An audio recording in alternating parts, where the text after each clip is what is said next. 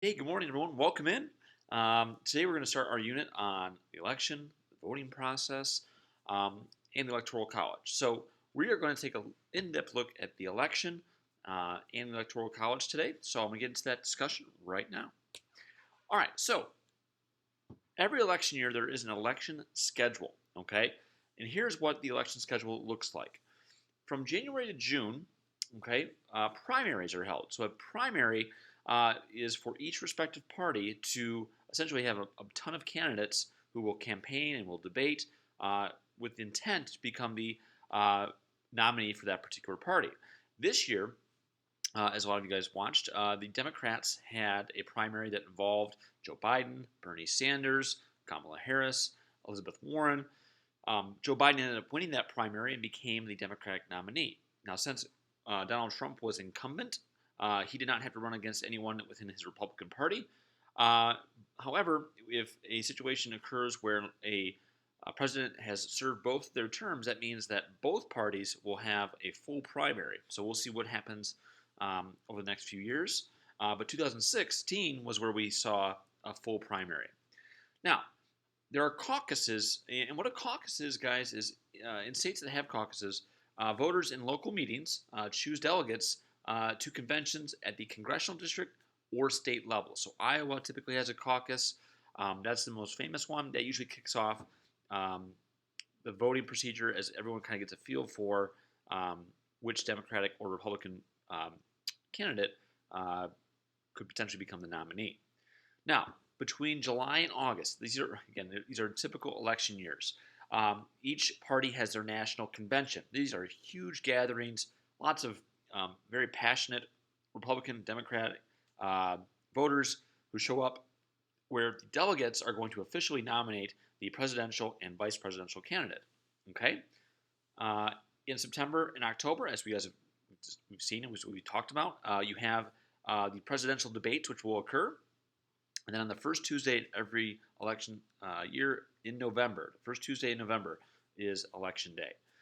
December and January is where official electoral college vote is processed and accepted in Congress.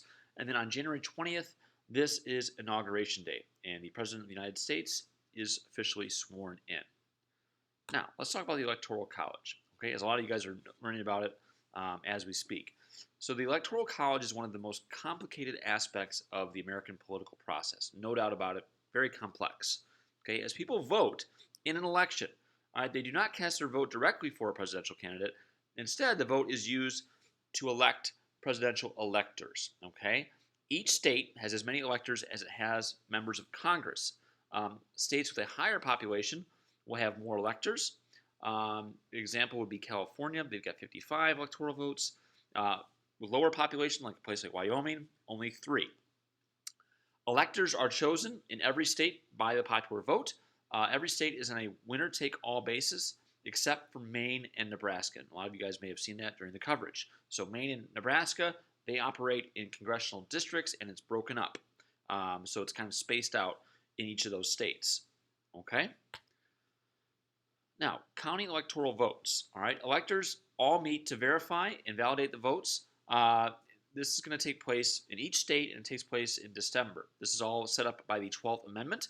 One vote goes to the president, the other vote goes to the vice president. Okay, these votes are signed, sealed, and sent to the president of the Senate in Washington, D.C. All right, usually the winner of the election is determined on election night.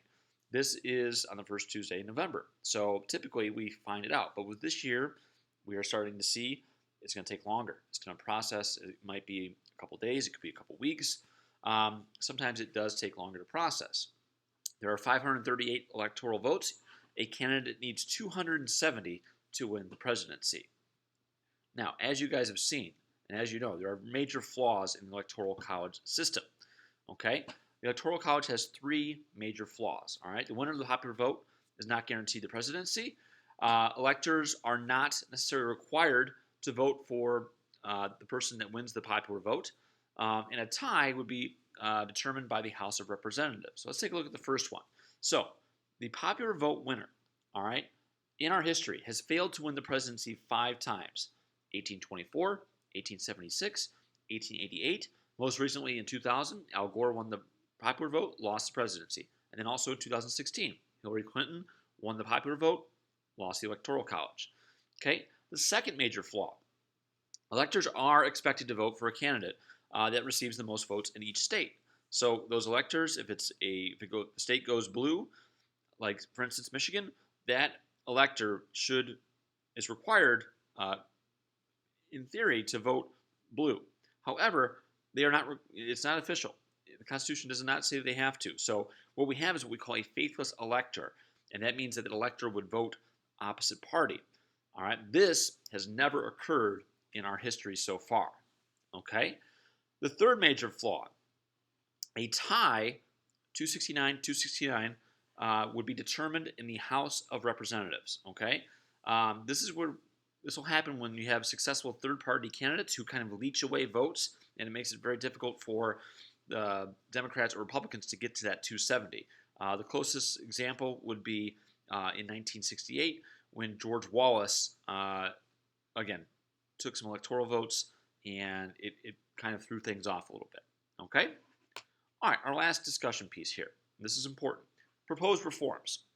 A lot of people are very against the Electoral College, and they feel that a change is needed. These are three main proposals. The first is what we call the district plan.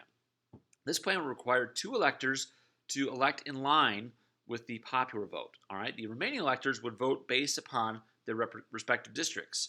So you might see a state that has a few electoral votes. It might be split. It might not be all Republican or all Democrat. So it takes away the winner-take-all mentality. But in this instance, a person winning the popular vote could still lose the electoral vote.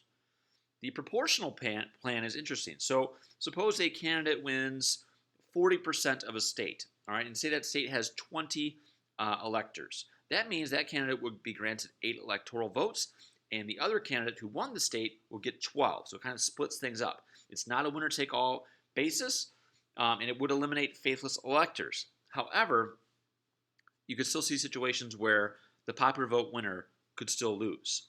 All right, and our last proposed reform, this is the most common, is the direct popular election, where they do away with the Electoral College, and the president will be elected by popular vote only. Okay, a lot of people support this. Those that are against it would say this doesn't favor the little states, it doesn't favor the states, and they would lose their power. So that's like the argument. It'll be interesting to see what happens with the Electoral College moving forward, but it is the system that we have in place right now. Okay? We are going to talk extensively about things in class today about the Electoral College. Until then, have a great weekend, and I'll see you around.